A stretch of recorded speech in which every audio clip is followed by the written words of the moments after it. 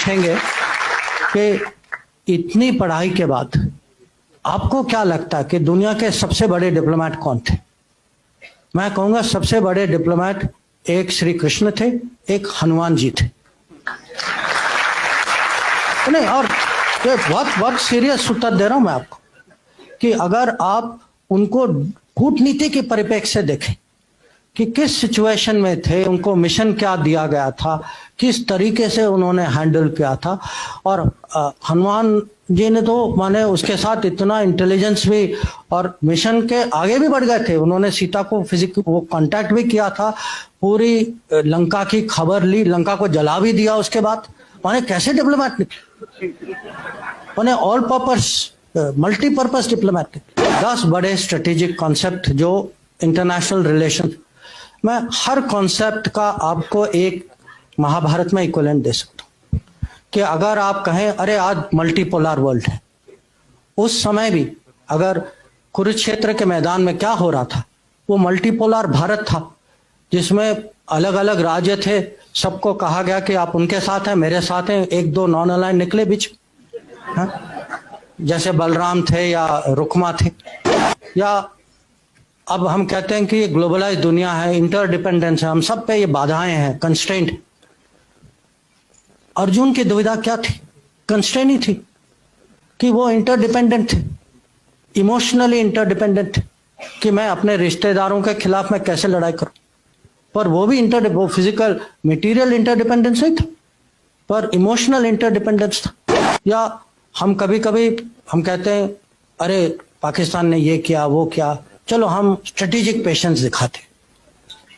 Strategic patience का सबसे अच्छा उदाहरण जो है वो कृष्ण भगवान जिस तरीके से उन्होंने शिशुपाल को हैंडल किया कि 100 बार उन्होंने क्षमा किया, 100 बार। उसके बाद आपको पता है उन्होंने क्या किया। या आजकल ये टर्म आया है रूल्स बेस्ड ऑर्डर, हाँ, कि एक मर्यादा होती है देशों के बीच में, जो राजनीति में, कि आपस में कुछ ऐसे कानून होते हैं, कुछ रूल्स होते हैं। महाभारत की कहानी क्या है कि जो रूल्स का उल्लंघन करते हैं, जैसे कर्ण या दुर्योधन, वो अपने आखिरी समय में खुद उनको अचानक रूल्स याद आ जाती कि वो कहते हैं भाई ये नहीं करो क्योंकि ये रूल के मुताबिक, और पूरी जिंदगी जो है उन्होंने उसी रूल्स का उन्होंने पालन नहीं किया था। आज हम कभी कभी आपस में हमारी डिबेट होती है कि हमारे खिलाफ हमसे बड़ा देश।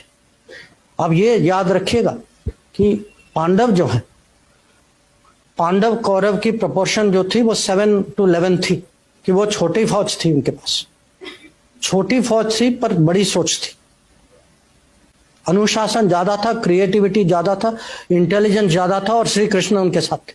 और हम कभी कभी रेपुटेशनल कॉस्ट की बात करते हैं कि रेपुटेशन जो है कूटनीति में, राजनीति में भी, जिस पे आप भरोसा, अब भरोसा की मैं क्या कीमत बताऊं आपको, जिस पे भरोसा करते हैं उसकी जो वैल्यू जो है, पार्टी हो, आदमी हो, देश हो, रेपुटेशन की बहुत कीमत होती। और पांडवों की रेपुटेशन जो है कौरव से इतनी अच्छी थी, रेपुटेशन का बहुत फर्क पड़ा। और कभी कभी ये भी है कि जो बड़े गोल, जो लार्जर गुड के लिए कभी लोगों को माने टैक्टिकल एडजस्टमेंट करना पड़ता है।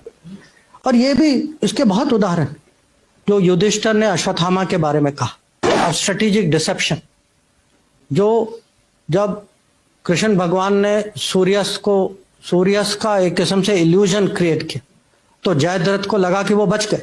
हम जो हैं इतनी माने आसानी से ये शब्द लेते हैं, Trojan horse, Achilles heel, Gordian knot. अब ये कहां से आते हैं ये शब्द? किसी और के कथा से आते हैं।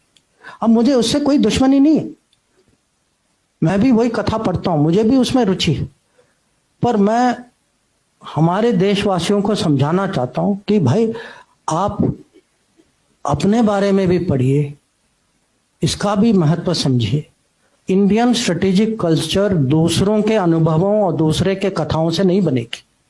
इंडियन स्ट्रेटेजिक कल्चर इंडिया के एपिक से बनेगी।